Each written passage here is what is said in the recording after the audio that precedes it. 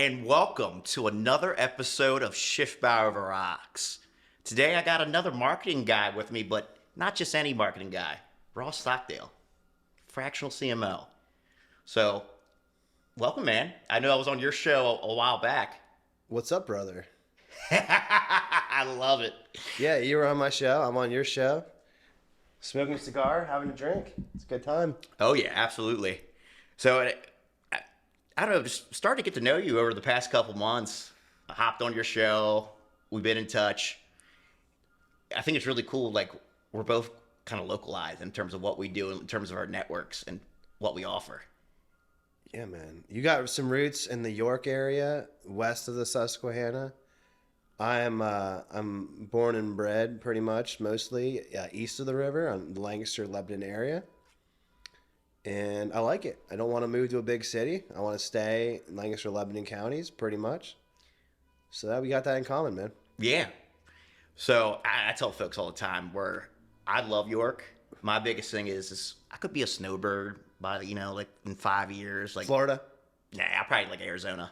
Scottsdale, Phoenix. Scottsdale. Oh, yeah. Okay. John on my team, he lives out there. He loves it. Yeah? Yeah, it's super nice, dude. Do you like to golf? No, that's the thing. I do. I'm atrocious. If you moved to Arizona, feel like I have to. You would have to then? Yeah. Do you like sunburn? Oh, I'd rather be like a toasty. Yeah. Then Arizona's the right spot for you. Mm-hmm. It's a totally different world out there.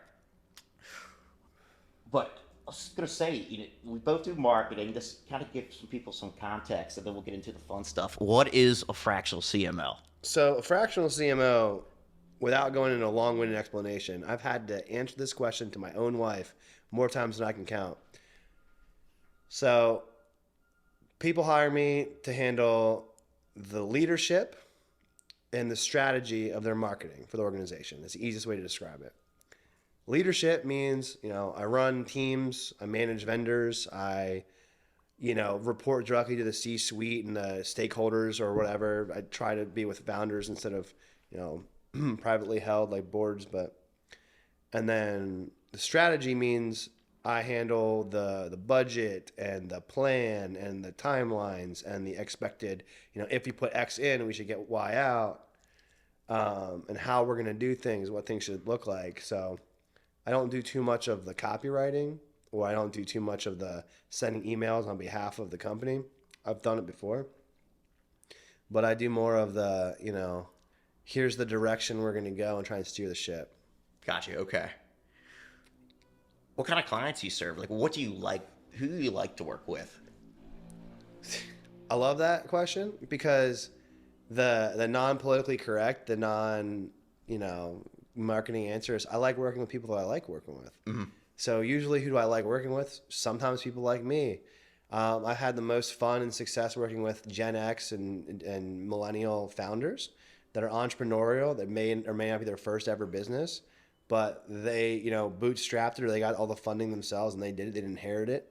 They didn't, they're not employees. I like to work with small businesses that are probably below, I was saying for a while, top line revenue below like 30 to 50 mil, or funded startups. But which now technically is small, folks. Which is small, yeah. But by looking at the top line revenue, it's hard to gauge. So we were talking a little bit. It's like profit. It's like there is some profit. Like you're not like failing. You're not asking me to be a miracle worker. You know what I mean? Although I have some crazy stories, but it depends on how much they want to grow too. But a lot of the people that I work with are more, how do I say, like not big city founders. Yeah. So like I try not to compete with like Philly or New York City or like Miami or like LA or Chicago. They're just different kind of people. Not for me. No. I can talk to them, but like this operate on a whole nother level. Not necessarily like intimidating. I just think it's almost kind of phony at times. Big city folk. They play with they just play a different game. So you do a lot of local, like near service, like local area, you put a pin on a map and it's around that pin. And when you go to like New York City, well shit, it's like how many different cities are within New York City, like different neighborhoods are a city. Yeah. the total people you're looking at. And like the numbers are just crazy because then the cost per clicks and the competition and all the numbers, like the inflation that we talk about in the U.S. economy, when you go to cities versus when you're like in the rest of the country, it's way different. And what I like to do is do really lean marketing. It's like, all right, I want to get the most, like we call it MER, so marketing efficiency ratio, the most bang for your buck for your marketing dollar so that you can profitably grow. That's kind of what I try to do. Let's tie in just a little bit about your background. Yeah, man. Talk about what you're wearing because it's got an interesting backstory about who you are. Yeah, dude. So to kind of piggybacks off your question, who I like to work with, is like I like to work with people that are kind of themselves and don't have to like abide by a dress code. So I'm wearing my custom Cloud9 WrestleMania jersey. I once, I wasn't always self-employed, and I once worked for a startup founder who urged me to not pursue a mixed martial arts career at the time. Said in quotes, "You're still a professional athlete. You're a desk jockey." So now I take that. The fact that he called you a desk jockey too is like a double whammy. Well, I just got done like winning my first cage fight. I was riding high in life. You're feeling good. And I was like, And I always my father and my grandfather were business owners and like entrepreneurial, had different businesses. So I kind of had that in my blood, it felt like. And I was like, being an employee cannot be, that's not it forever. And that kind of, those quotes, you kind of get that catalog in the back of your head that kind of stack and you're like, all right, evidence of such. So, but the other reason why I'm wearing what I'm wearing is like one of my, I like to keep an ear to the ground to the internet of, content creators. So Sketch is a very, very popular guy. Yeah, he's fucking hilarious. I was going to wear the blue light glasses, but that's just a little too off brand. I don't need glasses. My vision's great unlike Sketch, but he always wears the jersey and the New Balance Monarch like you're rocking. We could switch shoes probably. And if you want it. I'm a 10.5. It's got some off-brand Hey Dudes if you want them, brother. And I'm a 10.5. That works out. And I'm wearing the sweatpants because, leisure wear, athletic leisure wear. The jersey, WrestleMania custom fit, that was my nickname when I was cage fighting. It's also my username when I was playing esports, which I still kind of dabble in. He was almost an extra in Roadhouse, folks. I'm kidding. Yeah. I mean, Conor McGregor, you just get to walk around coked up, seemingly coked up all the time. It's what a great acting gig. He literally played. You saw all the new one, right? You peep it? Oh, loved it.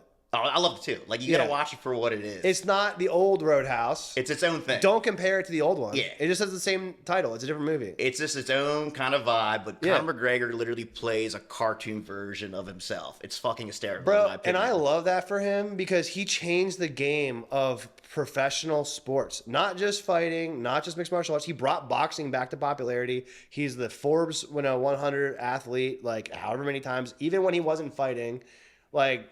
We like whiskey. He likes whiskey. He made a shit ton of money doing it. He basically did, like when I started my second marketing consulting firm and when I was cage fighting, was when he was coming up. And I will not lie to you. And like I'm a little Irish. There was a lot of time where I would watch a ton of Conor McGregor film when I was fighting. And I was like, this is great. Now it wasn't when he was the champion, right? I started in 2015. Like I was like, I'm coming up too, and I'm a wrestler. I can do shit like this too.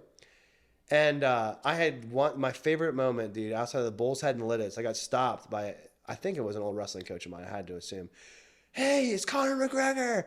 And I just walked down the street like feeling great about myself. What do you think's gonna happen on the fight in June? This might air beforehand, by the way. Dude, I hope it does. I think Conor McGregor by KO. Oh yeah, I think he comes back and KO. I love him. I like Michael Chandler, but like. Dude, the guy's risky, and there's one thing that people sleep on with Conor McGregor they don't understand, is that like he isn't like he just talks and he's been on a losing streak. Dude, the guy was setting records actually as an athlete, in spite of the showmanship, in spite of everything else. And he still can do that, you know. And it's not like Michael Chandler was going to wrestle him; he's going to run right at him.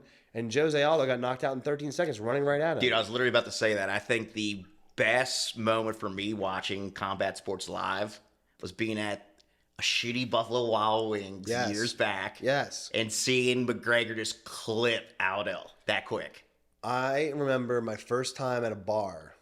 I want to say I was probably 21. I probably should have been. Legally on the record, I was 21. Legally on the record, folks. And it was either when John Jones won his first title as a young man or like his first defense. And he just flat line. I think that was the guillotine choke where he just crumbled Lyoto Machida, I believe it was. Jones is one of the most interesting athletes, and I think just in all American sports. He's complicated because he's a good guy. He's a Christian. But he did a lot of cocaine and domestic violence and hit and runs. But, like, he's complicated, you know? He has probably as many fans and haters, but, you know, you either hate him or love him. What makes him likable to me is the fact that we're all complicated. So it's just like, I really like that about him. We all are. And he's very transparent about it. Like, he had that, because he doesn't do a lot of interviews. He does not. When he did the Rogan interview a couple years ago after the car wreck, that's a really great one. Just to get inside his head. But I want to touch back, because I'm going to bring it back to business a little bit. McGregor, mentioning the impact he had on professional sports as a whole. Dude, yeah. I personally think he may have right now, like one of, if not the best personal brands as an athlete. Well, the personal brands is something that Kylie Jenner did the same thing. The Jenner girls. And then The Rock with Tiramana. And then, what was it, George Clooney with... Casamigos. Casamigos. He sold out a couple years ago. It's like, dude, like you could... Once you have a personal brand, you can touch something and make it more valuable. McGregor was just perfect, though. Irish whiskey. Oh, yeah. It's perfect. Who he is. Yeah, I mean, there's tons of Irish Americans. Dana White, right? I'm assuming he was from Boston. Boston's one of the home of the Celtics. Mm-hmm. So the business part of Conor McGregor is super interesting too, because like, scared money don't make no money. I love that quote, and like he embodies that, man. Like, shout out to Meek Mill.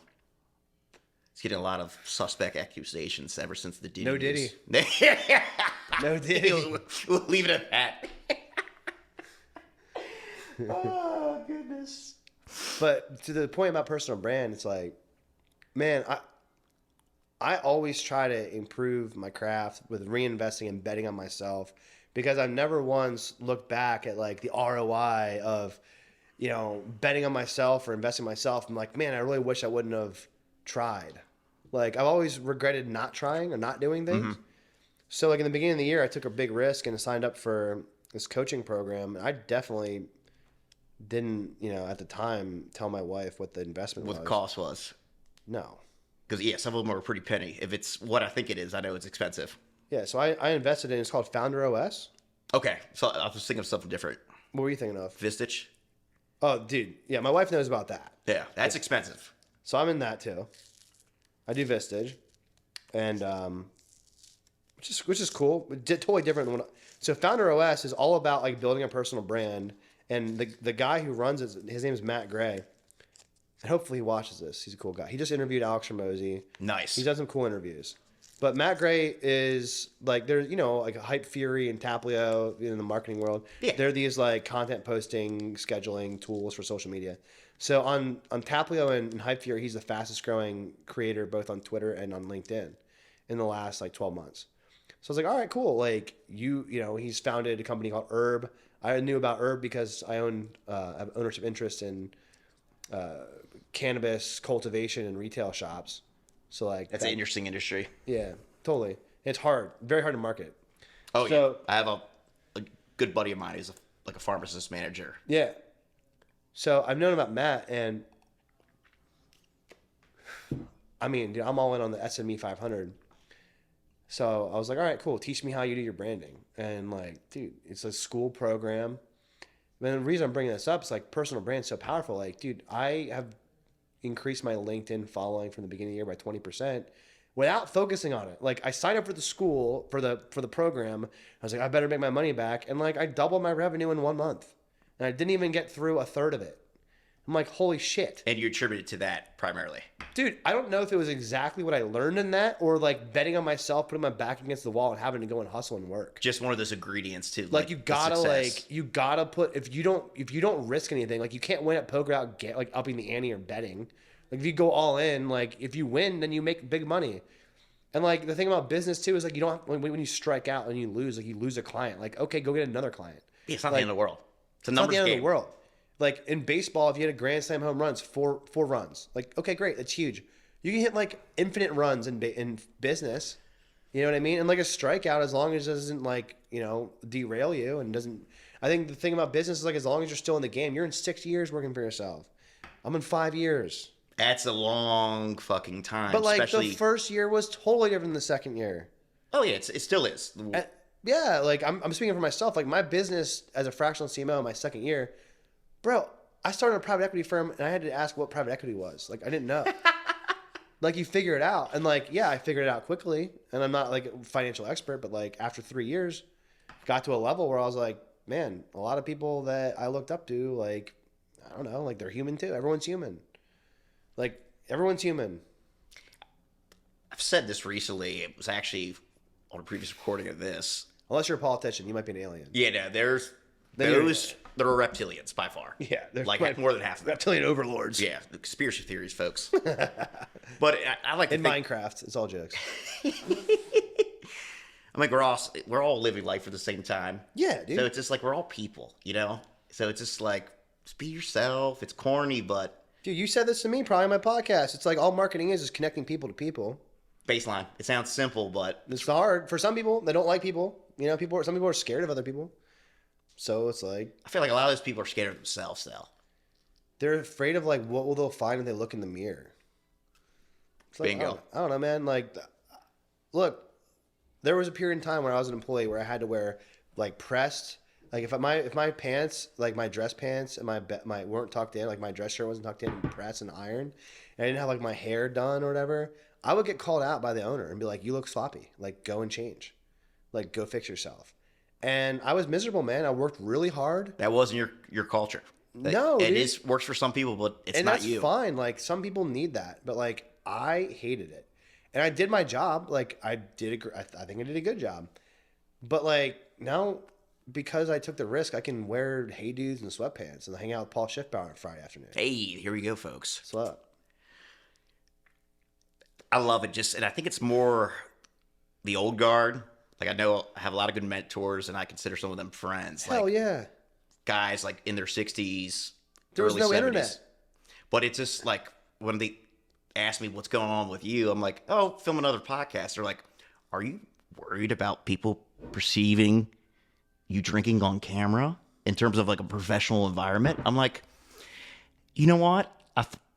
Won't name drop, but like I thought about it, but those people probably really aren't for me. Bro, I mean, if they have an issue with it. Here's the thing. It's typically the people that can't drink like at all, ever, that I'm like, okay, like what's the story?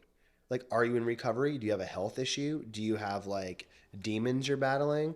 Like, it's cool. I don't care. I'm not judging if you don't drink. Whatever works for you. But like, it's weirder for me to be judged to have a drink. Like, it's not like we're doing shots. We're not going crazy. We're hanging out, having a good time, working. This is what would happen. We're doing marketing. A business like networking event. Yeah, man. It's like, look, like I'm okay. Are you okay for judging me? Like what? Because I feel like a lot of judgments and a lot of harsh criticism and hate is more of a reflection of the messenger than it is like me.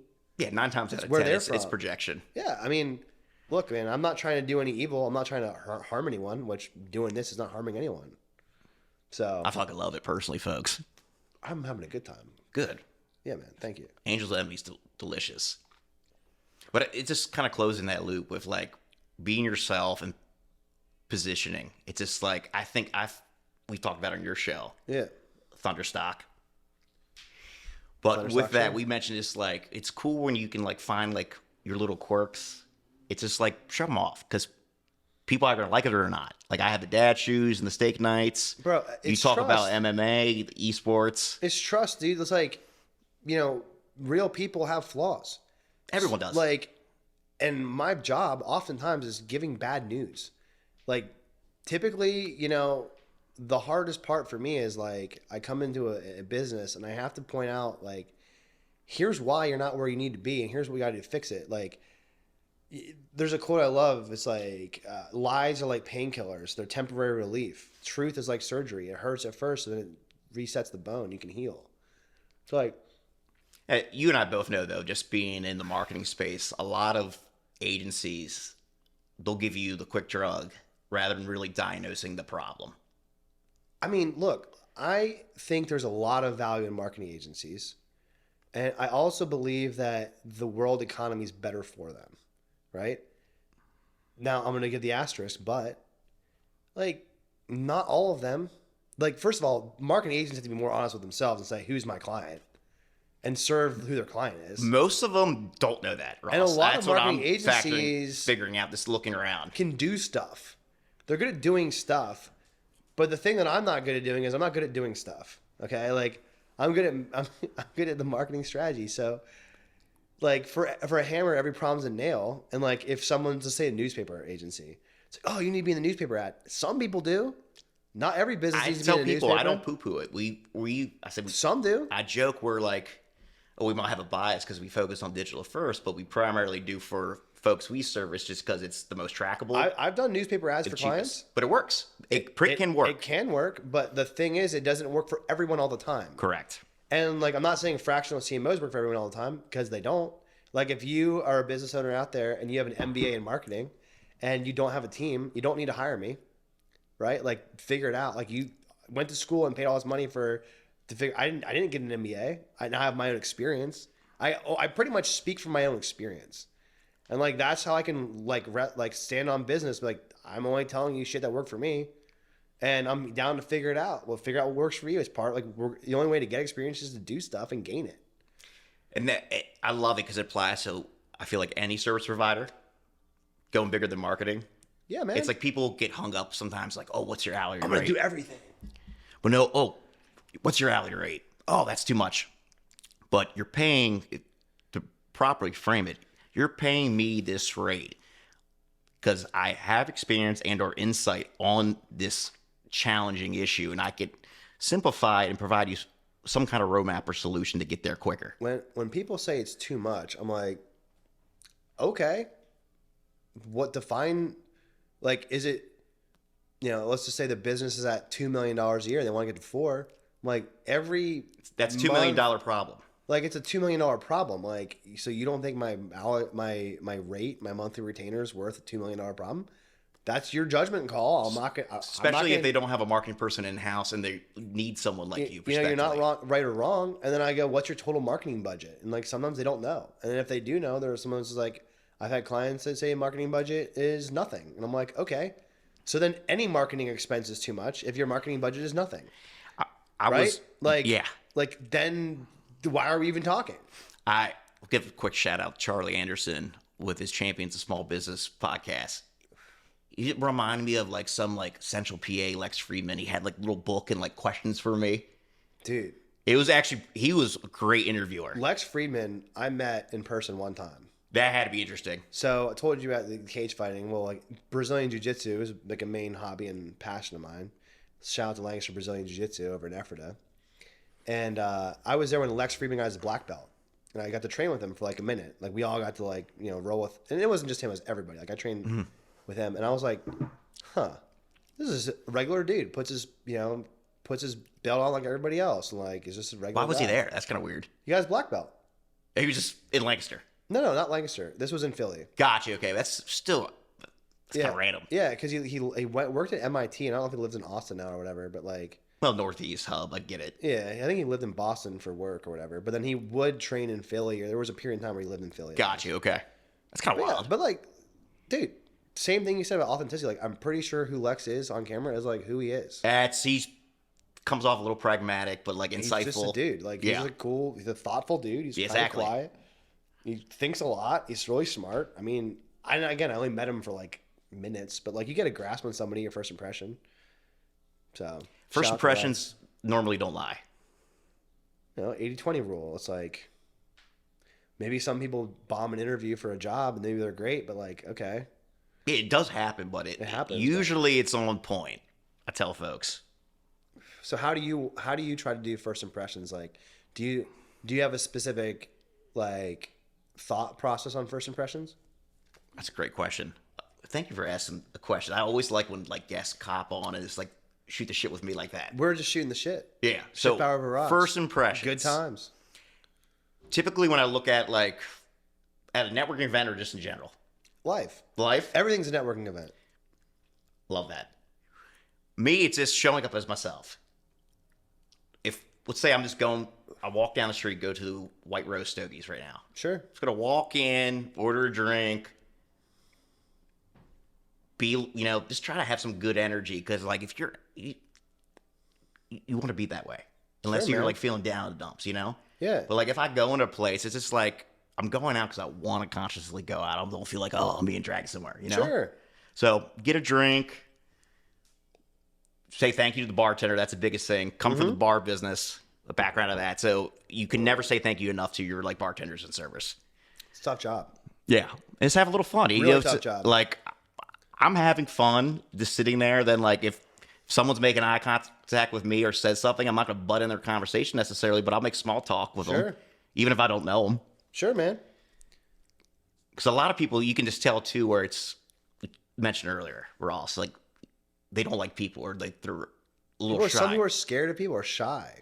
So I think it's really cool. Like me, I always like try to like break that down for people, because it's just, even if I'm not being intrusive, but just like acknowledge somebody for being there. Bring them into conversation. You had hospitality experience before you did marketing experience. Yep. Hospitality is making connections with people.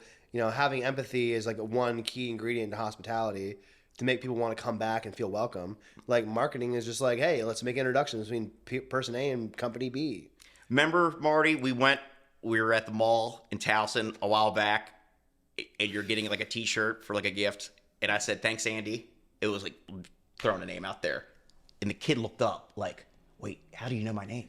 Yeah, man. It's just like, no, I saw your name tag. Thanks for helping us out today. Bro, and we were talking about earlier about like how the world's crazy with politicians maybe being lizard aliens, as like in Minecraft as a joke, but like people, like if you just only exist on the internet, which I do digital marketing primarily, and I doom scroll, I have brain rot like everybody else. I love TikTok. Like I love TikTok. That's probably one of my most toxic traits. Yeah, me too. Which is cool. I love TikTok. But like the point about that is man, it's like there's still the world. And everyone, I would say 95% of people are like just want to be liked and accepted, and like just want to, They want to fit in. They want to have a good time. They want to have a good day. Yeah. So you reverse engineer like what's a bad day look like, and don't do fucking that. I don't know. I mean, what I try to do for networking, because I know I'm not everybody's cup of tea, is like I will be doing like I'm a big fan of damaging admissions, like. Eminem and 8 Mile. I'm gonna say, I'm gonna talk all this shit about myself first, and then now what are you gonna do? Like I'm secure with myself. Like you, what are you gonna do? Make fun of myself? I already did that. Like you can't both be in the angry seat. So when I'm talking to people, it's like, I don't know. Like just if you can make a joke of yourself, and like I take people seriously, but I don't take myself seriously.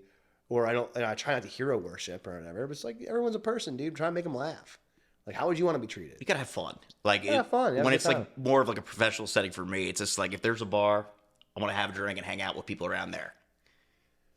Strike up conversation. Hey, I haven't seen you here at this event before. It's like a reoccurring one. My name's Paul. Yeah, man. What do you do? I typically never go into heavy detail about what I do unless someone's explicitly ask asked. questions. I ask more about them than ask questions. Talk about myself. At least for me. I try when I'm running a meeting where I'm like the meeting host or whatever for like work. I have like an AI bot that not only records the meetings and does notes for me, like a secretary, but it tells me how much of the meeting I'm talking. That's cool. And I try to be below 60%. Even if I'm presenting, right? Because I find that the people that I talk to, it also checks theirs. If they're above 80%, I'm like, I can't stand this. Like you're not even like checking in to seeing where I'm at. So that's it. I love that about about you with asking questions. It's really important. And like the other thing too is like, man, like we're just trying to make a connection. So the idea of being professional, right? Professional networking. It's like, what is a professional? If you look at the definition of the word, like I think a professional is someone that gets that, knows how to get what they want. They're competent in their skill or their trade. Well, if I'm a marketer and my whole thing is either to make, like I look at marketing as like to make someone want to do something, or to make known, or to promote a product or a service or like a brand. And then that's what marketing is. But really, if you look at like making connections, like if I'm doing what it takes to make a connection, then I'm being a pro. It might look like, oh, that's, off color or whatever. I don't know. Work. You're 5 years in business. At this Worked for point, me. I'm in 6. Yeah. I've told you before. It's just marketing community at the end of the day, connecting people. Yeah, dude. I was gonna say, lost my train of thought for a second. It was about the networking that was really freaking good. Yeah. Oh, more on the sales side. Sure. I love how you brought up about like the 60-40 thing. Yeah, man. I tell people when it's a specific situation like sales, like you're getting to know a prospect where there's interest and consideration of what you do. Mm-hmm. I call it the teeter-totter effect, where I ask more questions about, okay, they think they might want this. Tell me what you're doing marketing-wise. Yeah. Well, okay, you think you want this. What's your actual goals over the next 12 months? Mm-hmm. Tell me a little bit more about your sales process. What's worked for marketing-wise for you in the past? What's not working? And then when the interest, I sense, like the intrigue is higher, then they start asking me questions, where it's like a teeter-totter, back and forth, back and forth, back and forth. Okay. Where I'm heavy on the one end, where I'm pushing them all the way up, but by the end, if it's a good prospect call, they're pushing me all the way up in terms of like, well, let's talk proposal or agreement or like pricing, next steps. I agree with what you're saying. The way I look at sales now is so different than I used to. I used to look at it like hunting. Like I need to be a linebacker in football and make this tackle. Yeah. Or else I'm, not doing my job. And I try to close everyone. Now I look at it more like, I don't know how I look at it. I don't know the best analogy.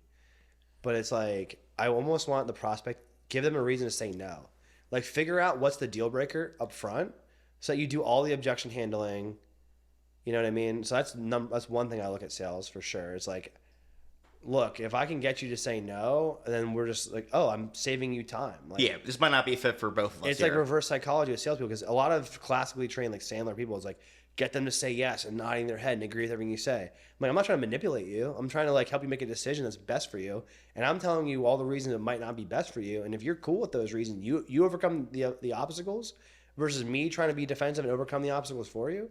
Like we're probably going to have a better transaction post close, which is what we want. Yeah. Rather than trying to like, I'm not trying to trick you. Try to force someone's like hand. No, I'm not trying to force anyone. Yeah. Like I look at sales, someone make a decision.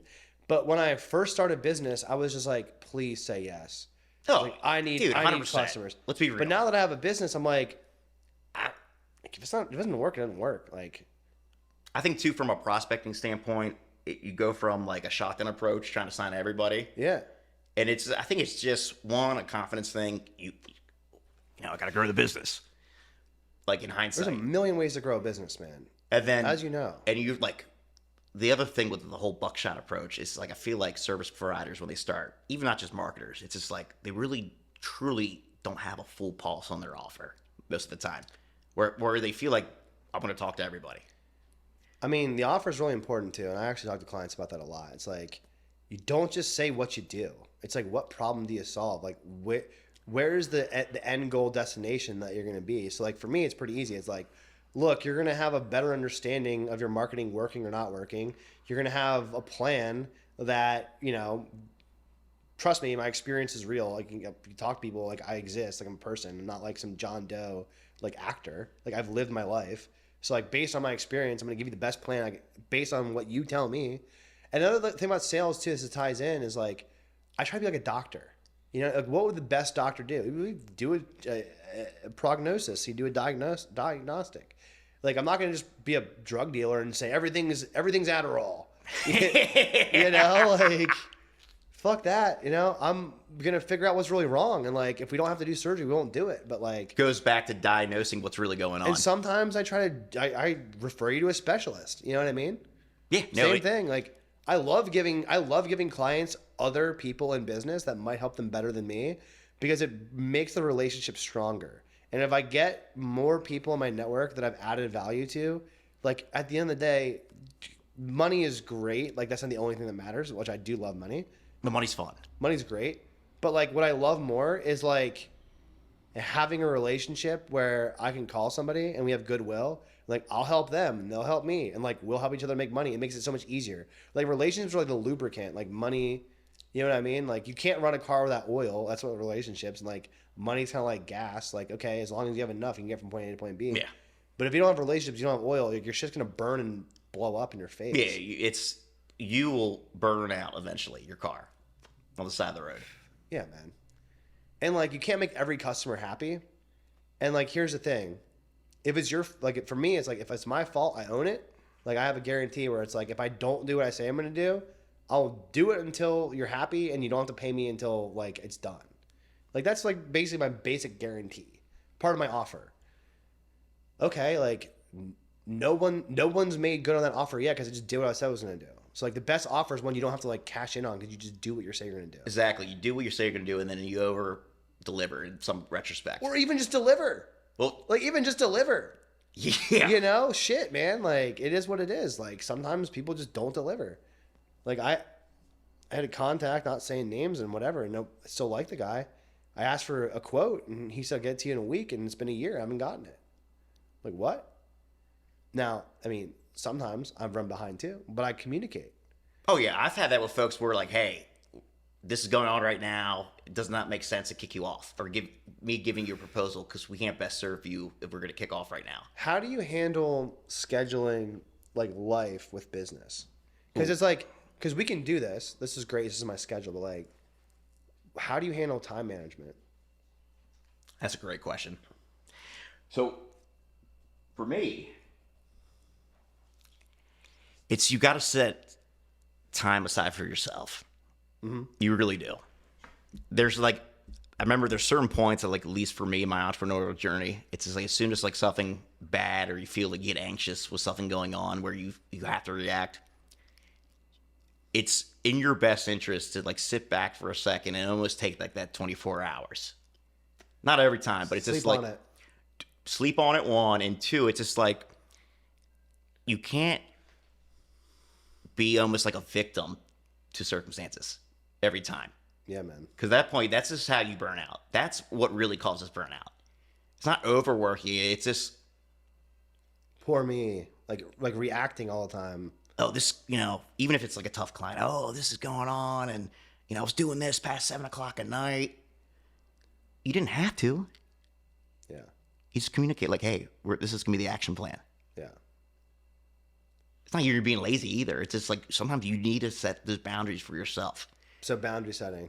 Yeah, that's I think the biggest thing in time management. It's not even like everyone has the same time. That's the only equalizer. Yeah. Time, on a philosophical standpoint, is the greatest asset and then the greatest weapon for somebody. Yeah, man. So if you're not managing your time, time is your worst enemy. But if you're managing time and you can be patient about certain things, and you can get better in terms of how you map out expectations for yourself and others, that's when it's a huge asset. If I'm having a bad time, I try to keep everything super simple. It's like, if I'm having a bad time, I try to get out of the bad time ASAP. Like, just go to a neutral time. Because, like, work's hard, and, like, I like hard things. Hard doesn't mean bad. Yeah. When I think bad, I mean, like, is it a waste of time? Is it building, like, the trivium is like, okay, is it true? Like, if this is bullshit, if this is not true, then it's not a good time.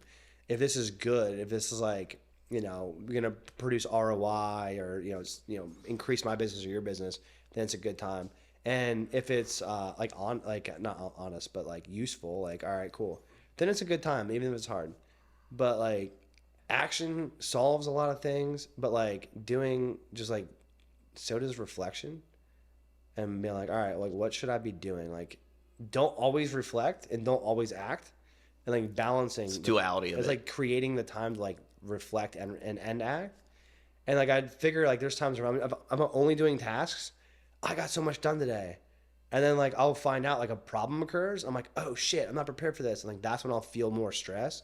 Fucks with your head a little bit. Where if I only plan and I'm like, oh, I got all these plans and like nothing goes according to plan, I'll get stressed.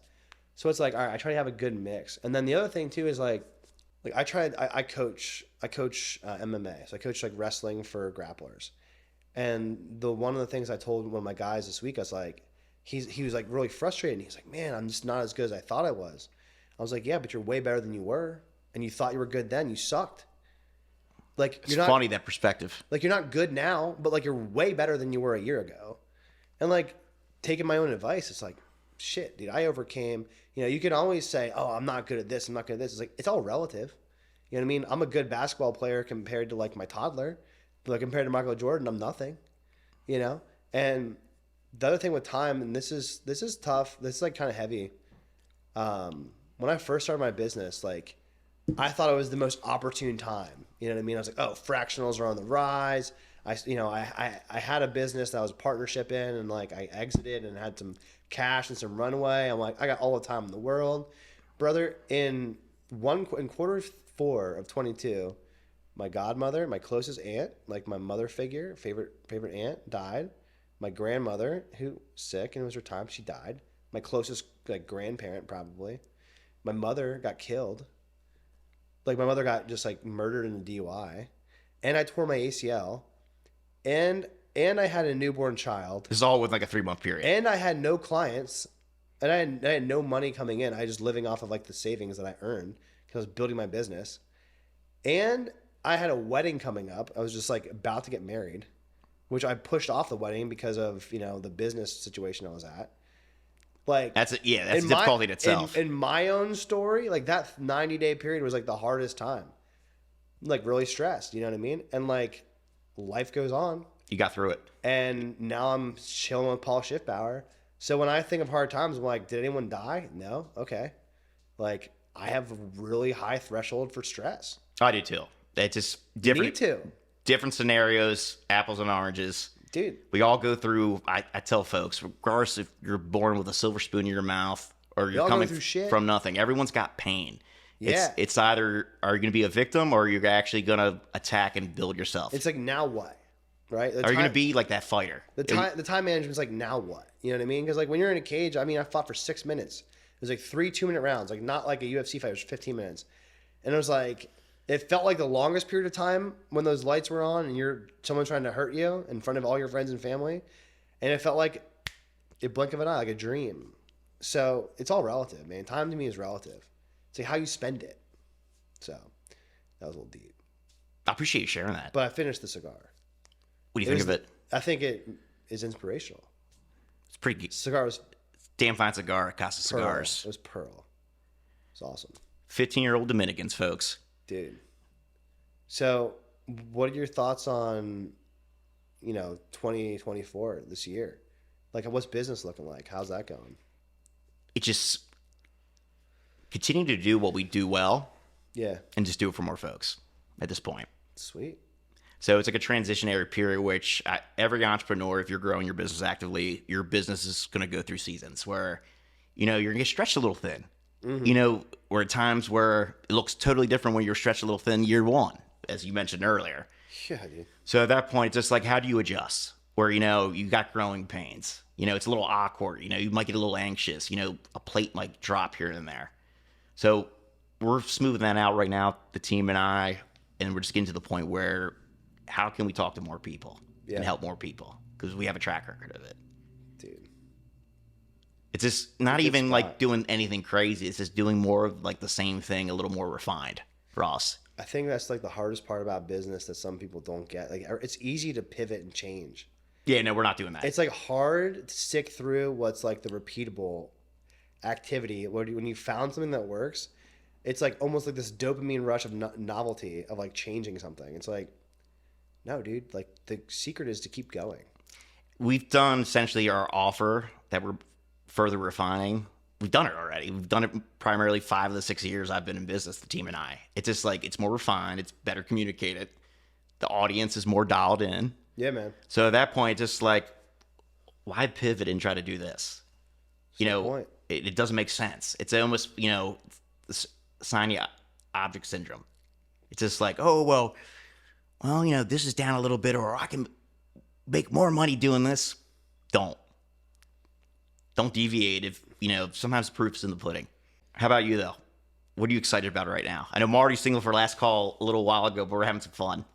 Dude, what I'm most excited about right now is like last year at this time, I can extremely remember how I had this like Dunning-Kruger effect where like the world is my oyster. I was like, I just got done with private equity. I was like, I can start another private equity firm. I can go and buy businesses with investors. I was like, and I had my real estate license because I did real estate sales for a while too. It's like, oh, I got all these, I can do commercial real estate and make these big deals. And I'm doing my podcast and I can go and monetize this. And here's how I can monetize it and get social media famous, and I'm a fractional CMO, and I can do all this. And like when I had 4 things that I thought were gonna hit, I was like, wasn't successful at any of them. You stretching yourself too thin in theory. Yeah, it was in just hindsight, like really. it was like you're chasing 4 rabbits, you're gonna catch 0 of them. So now, like what I'm most excited about in 2024 is like I've got some pretty happy clients. I have some case studies and some success stories. I've done my job. I just cut out the 3. Like I still do podcasting. It's awesome, but it's not like a monetization model. I'm not making money off of it. It's extension of your personal brand and who you are and what like you we're do. marketing. Like it's part of marketing. It works. But what I'm most excited about this year is just like this is my first year being only a fractional CMO, like doing the one thing I want to do. And like, I'm excited because I got some dope clients and, I think the best place to get new work is to work in your desk. So I'm just excited to try and take them to the moon this year for sure. And, on a personal note, dude, I love coaching. Like I love like the business part, but like kind of what I do as a fractional team is almost like a coach. Yeah. In a way. But I love like not at all being behind a computer and being on the mats again, like going back to my hobbies. Cause like I told you I tore my ACL. I was like, I broke my hand before that, tore my other leg, had all these injuries.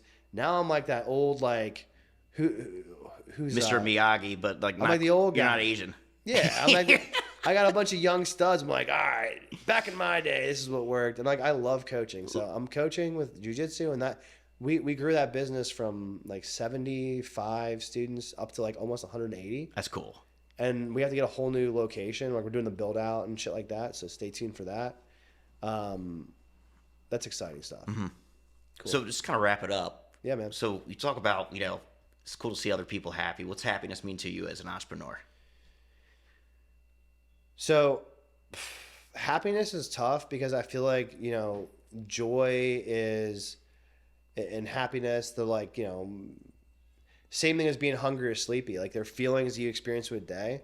But for me, I try to like align myself with freedom as like the ideal, one of the like the core values or ideals. Mm-hmm. And for me, freedom is like, I was a philosophy major in school. So freedom is either the ability to do otherwise, or that's like one common definition, or absence of external coercion. So like I wake up and like I can choose what to do. Like I have flexibility.